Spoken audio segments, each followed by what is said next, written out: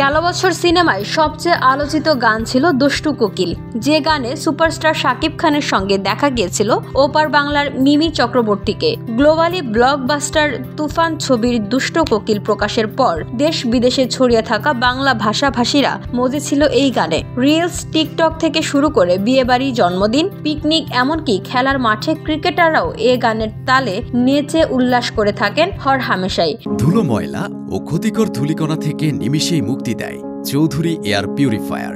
এর শক্তিশালী সাকশন ঘরের কোনায় কোনায় লুকিয়ে থাকা সকল ধুলা টেনে ফিল্টার করে এবং বের করে আনে নির্মল ও স্বাস্থ্যকর হাওয়া।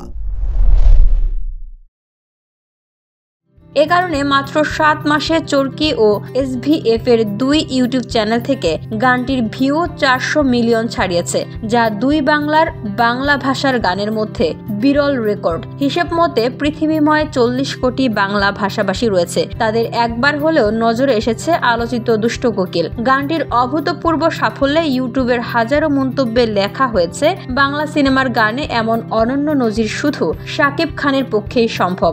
শুধু দুষ্টু কোকিল গান নয়, তুফান ছবির লাগে উড়াধুরা গানটিও ব্যাপক জনপ্রিয়তা অর্জন করে।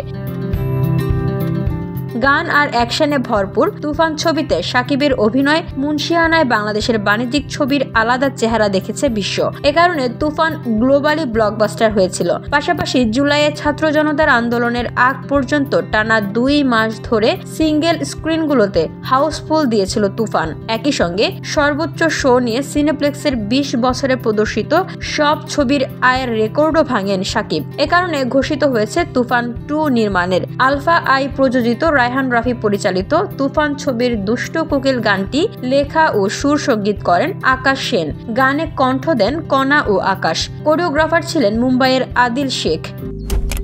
মালয়েশিয়ান প্রযুক্তিতে তৈরি অত্যাধুনিক cleaning machine modern vacuum cleaner যে কোনো ধরনের ধুলো ময়লাকে পরিষ্কার করে ঘরকে করে তুলুন চকচকে ও আকর্ষণীয়।